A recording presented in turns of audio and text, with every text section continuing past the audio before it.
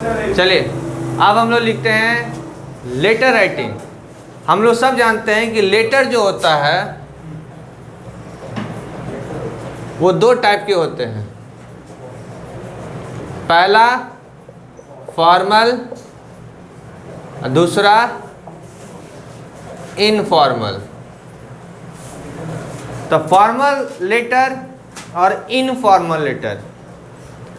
Formal मतलब औपचारिक, मतलब सीधी सी बात, इससे नाम से क्लियर है, जब भी हम किसी ऑफिशियल वर्क के लिए अगर यूज करते हैं तब। तो ये हो गया हमारा फॉर्मल। इनफॉर्मल जब हम किसी फ्रेंड्स या जनरल राइटिंग लिखते हैं तब, इसे कहते हैं हम लोग इनफॉर्मल। ठीक है। अब क्या है, सीबीएसई ने बहुत बार, many time they had changes the formats. इतनी बार फॉर्मेट चेंज हुई कि आज के डेट में most of the people are confuse that how many types formats are there and which format that we will write and we will get the correct marks और the good marks. इतने changes हुए हैं कि student से लेकर के लोग तक जितने भी हैं सब कंफ्यूज्ड हैं कि आखिर सही फॉर्मेट क्या है। आज भी हम लोग गूगल बाबा को अगर हम लोग सर्च करते हैं, या जिसको हम लोग अपनी भाषा में कहें गूगलियाई जब करते हैं हम लोग, तो उस भाषा में जब हम लोग देखेंगे तो रियलिटी में इतने फॉर्मेट्स नज़दीक में आ जाएंगे, पेपर में लिखे हुए जो भी हैं, अलग अलग टीचर्स जो हैं वो भी टीच करते हैं, हर तरह के फॉर्मेट हैं। लेकिन अगर आप बाय टेक्नोलॉजिकली अगर हम लोग बात करते हैं कि किस तरह का फॉर्मेट हमें पढ़ना है, तो आज हम लोग पढ़ते हैं एक न्यू फॉर्मेट जो रिसेंटली अपलोड हुआ है सीबीएसई के द्वारा। ठीक है, वो हम लोग पढ़ते हैं।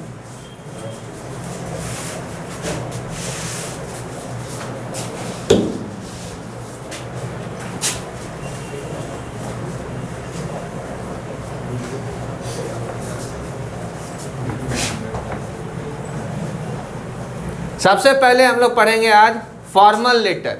Formal means official letters. क्योंकि देखिए, कभी भी एग्ज़ाम में, चाहे वो म्युनिसिपल कॉरपोरेशन के लिए हो, चाहे वो डीएम साहब को हो, मजिस्ट्रेट जो उसको बोलते हैं हम लोग, चाहे वो चीफ मिनिस्टर को हो, चाहे किसी सेक्रेटरी को हो, चाहे बैंक के जनरल मैनेजर्स को हो, डे टू डे लाइफ में हमें कभी ना कभी इसकी ज़रूरत पड़ती ही है। हम लोग आज के डेट में फ़ोन भले ही यूज़ कर लेते हैं, लेकिन एक समय था जब अधिकतर लोगों को आज भी अगर अपना फ़ोन नंबर चेंज करवाना हो तो बैंक में जाने के बाद कहा जाता है, sir please write an application and give it to us. एक एप्लीकेशन लिखिए और हमें दीजिए, and please mention the previous number and current number with account number and IFSC code.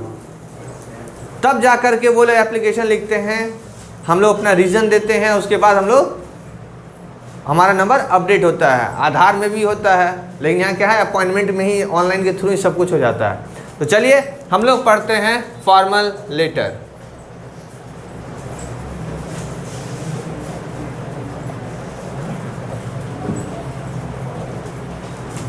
देखिए, सबसे पहले हम अगर लिखते हैं तो यहाँ लिखना होगा हमें sender's address.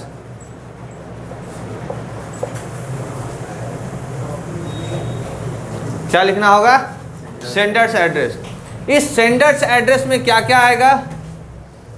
Village plus post, district,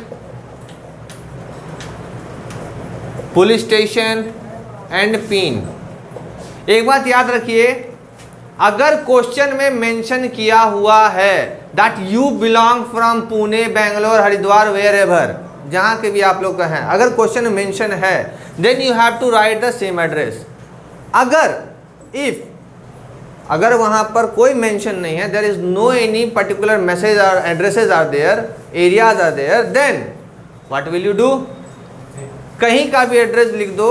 आप चाहें तो विलेज जो है वो मथुरापुर महाराष्ट्र का लिख दो, डिस्ट्रिक्ट जहाँ का लिखना है लिख दो, पीएस थाना जहाँ से लिखना है लिख दो। अगर याद नहीं है तब इन केस बता रहे हैं।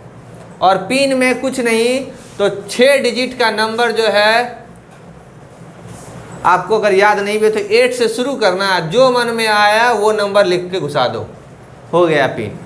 क्योंकि चेक करने के लिए लेटर तो वहाँ जाएगा नहीं ना, सीधी सी बात है। तो अगर मेंशन नहीं है एड्रेस तो आपको जिसका नाम पता है, जहाँ का नाम पता है, दादी घर, नानी घर, काकी घर लिख दो। लेकिन अगर एड्रेस दिया हुआ है तो आपको वही एड्रेस पर्टिकुलरली यूज़ करना है। वहाँ भी होता है कि सर अगर उसमें सर एड्रेस दिया हुआ रहता है, अगर पिन नहीं देते हैं तब कोई बात नहीं, वहाँ भी आप कोई भी 6 डिजिट का नंबर डाल सकते हो। अपना फ़ोन कहीं 4 डिजिट नंबर डाल देना, कोई दिक्कत नहीं है, ठीक है। चलो बढ़िया है, मेरा नंबर डाल दीजिएगा। नेक्स्ट देखिए, जब हम लोग सेंडर्स एड्रेस लिख लेते हैं, ठीक है, जब हमारा सेंडर्स का एड्रेस जो हमारा है, क्योंकि लेटर अगर हम लोग लिख रहे हैं और हमारा एड्रेस अगर वो लिखा जाए, उसके बाद सेंडर्स एड्रेस के बाद आपको एक लाइन का गैप देना पड़ेगा। क्या देना पड़ेगा? गैप। सेकेंड में हम लोग लिखेंगे डेट। याद रखिए डेट भी वर्ड्स में लिखेंगे। किस में लिखेंगे? डेट भी वर्ड्स में लिखेंगे। वर्ड्स इन द सेंस, अगर मान लीजिए आज हमारा ये जो है क्लास 9 तारीख को हो रहा है, तो हम लोग लिखेंगे 9 मार्च 2021, ठीक है। फिर आते हैं हम लोग नेक्स्ट पॉइंट पर, फिर एक लाइन छोड़ देंगे हम लोग, फिर लिखेंगे थर्ड में क्या? Receiver's address.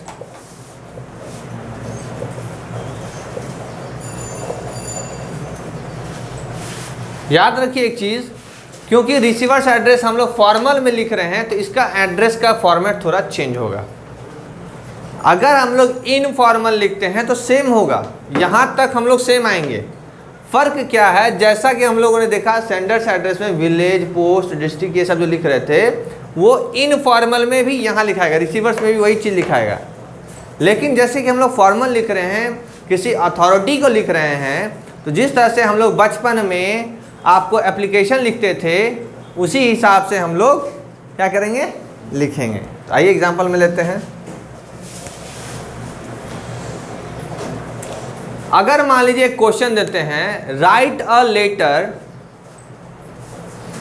To the editor of Hindustan Times and just mention the reason that in your localities or in your area due to heavy rainfall the problem of water storage and the overflowing of drainage system, it is not proper, due to which there are many diseases are going up।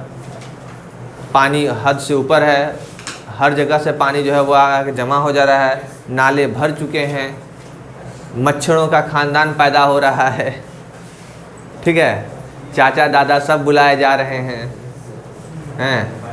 तो इस चीज़ को एक seriously लेते हुए क्या करना है? लिखना। तो यहाँ पर हम लोग लिखेंगे रिसीवर्स एड्रेस के जगह पर यहाँ से शुरू करेंगे हम लोग, ठीक है। फॉर्मल लेटर में हम लोग ये नहीं लिखेंगे रिसीवर्स एड्रेस, डायरेक्ट यहाँ से शुरू करेंगे।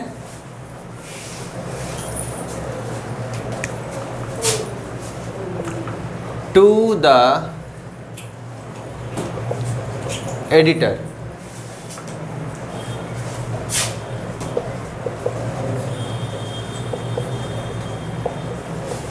हिंदुस्तान टाइम्स, न्यू दिल्ली 821116, मान लो लिख दिए, ठीक है। अब एक बात ध्यान दीजिए आप लोग, ये जो हम लोगों ने लिखा ये एक लाइन से ही होनी चाहिए।